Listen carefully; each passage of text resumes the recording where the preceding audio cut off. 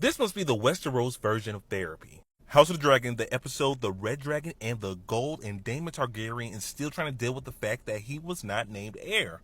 I believe that the Rogue Prince is dealing with two things right now. The fact that he is not king, and the fact that if he was a younger man, he would be handling this completely different. And not in a good way, in an Aemon One-Eye type of way. And I infer this because Daemon Targaryen has a vision when he is wearing Aemon One-Eye's iPad. Because they are so similar, he may see that as a reflection of the actions he may have taken if this dance happened when he was a younger man. Even having more visions again of younger Rhaenyra, the young lady that took his throne away from him. He is still mentally trying to deal with the fact that he is no longer the heir, but how does that reflect in his feelings towards Rhaenyra? And if the visions don't get any crazier, he sees his late wife, Lyanna Velaryon.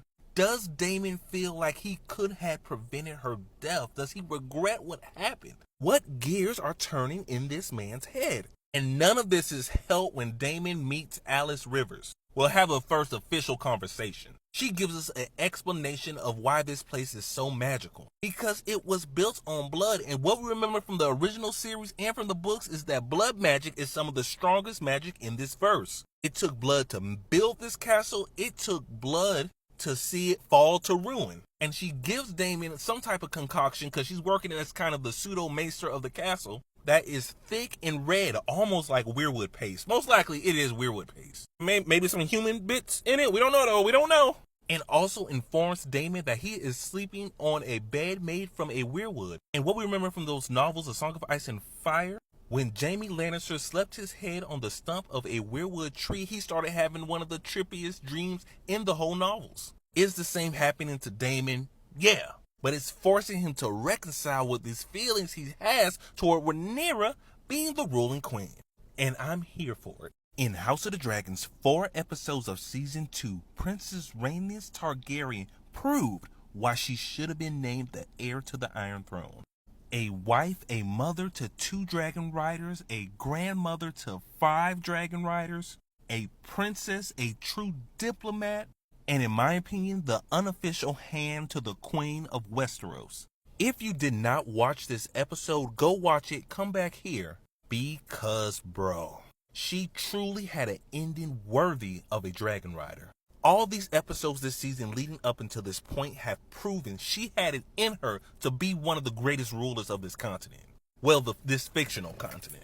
Because she was never afraid to hold everyone accountable for their actions, yet always knew when to defend those that needed protecting.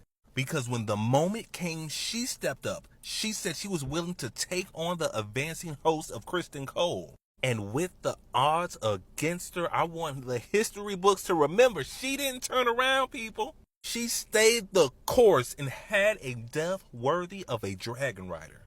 In an episode where we saw a character have visions of her late daughter. The unfortunate tragedy is that it was her late daughter's dragon that did her in. And maybe she could have jumped to possibly save herself, but that's not her style, man. That's not her style. So kudos to you, Princess Rhaenys, and you should have been the queen. You should have been the queen that was. I don't know about y'all, but we fight for Rhaenys around here. We can say a lot of things about One Eye and the Kingmaker, but we can't say they didn't have a good plan. House of the Dragon episode, The Red Dragon and the Gold, and ain't no one know what they was doing. Guys, Aemon Targaryen and Criston Cole did it. They lured out one of Team Black's dragons, and it was their biggest dragon, and took it out. At first, not only did they fool Team Black, they fooled their own squad on where they were heading. Everyone thought Sir Criston Cole was going to Harrenhal, then all of a sudden he turned east, going up Crackclaw Point, which is the nearest land to Dragonstone in Driftmark, taking out small castle after small castle that thought they were just going to declare for Rhaenyra and let that be that. The people on Team Black thought that Cole was going to Rook's Rest just because it was the castle for one of the people on their council. And only anybody had seen was, the army. They didn't see a dragon. They knew there wasn't a dragon there with Cole. And the plan worked perfectly. They knew that Team Black would have had to match their army. They couldn't let one of their commanders just lose their castle willy-nilly, especially if that would have allowed for Team Green to establish a base on land that was so close to their island. And like they said in the episode, that was the nearest point of land that could have been used to help land their troops on those islands onto the mainland Westeros. Not only did they take the castle, take out that castle's lore, they took out one of their strongest dragons. Team Black is gonna be reeling because they waited and they waited and they waited, and a decision like this can cost you the war, let's be honest. But what do y'all think? Was this a well-organized plan? Did you like it? Did you enjoy it? Did you think it was silly? Let me know.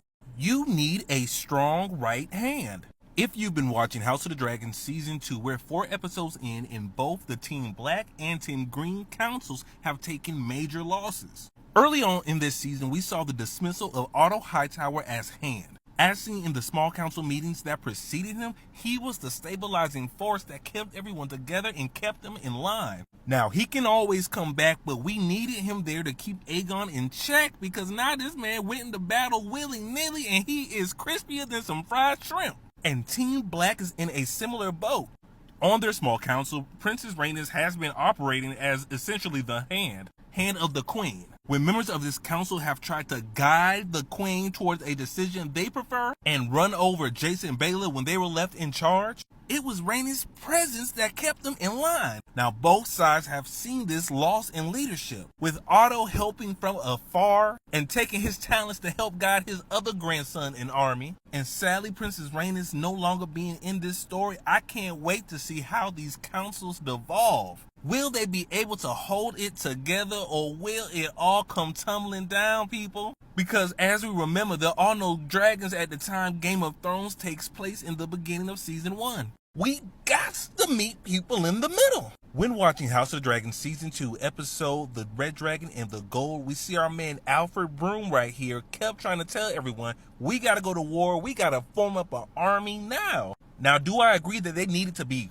fighting? No, not really. But I will say they needed to have more soldiers posted up at different points in Westeros that they controlled. I will have to fault Rhaenyra for her inaction during this time. Listen, Queen, I know you're trying to prevent war and you went on some crazy mission that I don't think you should have went to.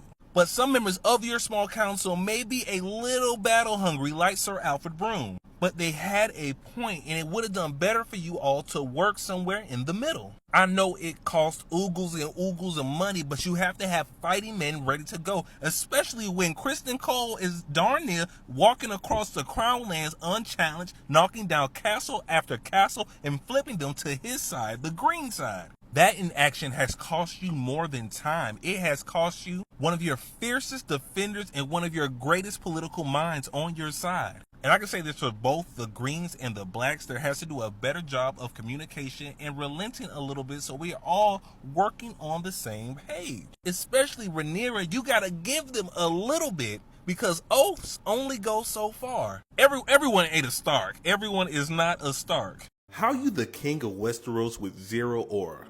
House of the Dragon episode The Red Dragon and the Gold and Aegon Targaryen is not doing well. It just got sadder and sadder to see this man through these first 4 episodes of this season because it feels like no one believes in him because no one believes in him. He proves it every time he's in the small council room. He proves it every time he's trying to navigate the political landscape. He don't got the sauce. And you can't be a sauceless king. People on his small council making plays, he don't know about it. Larry Strong doing stuff, Aemon Targaryen, his bro doing stuff. And he just looking around baffled because everyone just think he a dummy. He slick is. He never took anything serious. Of course, he never really thought he was going to be in position to rule. Would that have made a difference if he would have tried a little more? Yeah, probably. But the final nail in the coffin had to be when he went to talk to his mom, Big Alley Cat herself. Told that man, you just gotta shut up and listen. So he drunk a 5th of vodka cause somebody dared him to drive. Took his dragon where it shouldn't have been, and now he looked like he about to be the extra crispiest of them all. And it seemed like he got such a beautiful relationship with his dragon Sunfire, known as one of the most beautifulest of dragons we've seen in Westeros. But their beautifulness may have come to an end as they have taken grave injuries. Like Dragon Rider, they are hurt. I like to believe that because Sunfire is so beautifulest and amazing and golden scalded, that if he would have applied himself, been a little better, maybe stayed off the liquor, He could have truly been a dragon rider worthy of that magnificent animal. But instead, he just Aegon the second. There is good parenting, there is bad parenting, and then there's what Alicent is doing. House of the Dragon episode The Red Dragon and the Gold, and we realize you gotta keep raising your kids. As a parent, you know what you can say to them to elicit a certain reaction. Queen Rhaenyra Targaryen knew she had to tell her son Jace about the Song of Ice and Fire. This man was getting bold, talking back to his mom, demanding that he be involved in all the action. And she knew that once I give him this information, this will calm him down at least a little bit, hoping to make him understand that we're doing this for something bigger than ourselves. This is for the future of our people.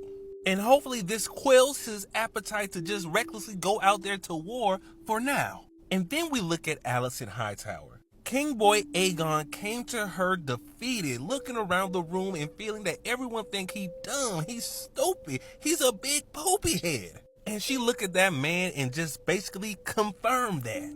You just wrecked that boy's confidence that was already dirt low. And then told him you just need to sit back and shut up.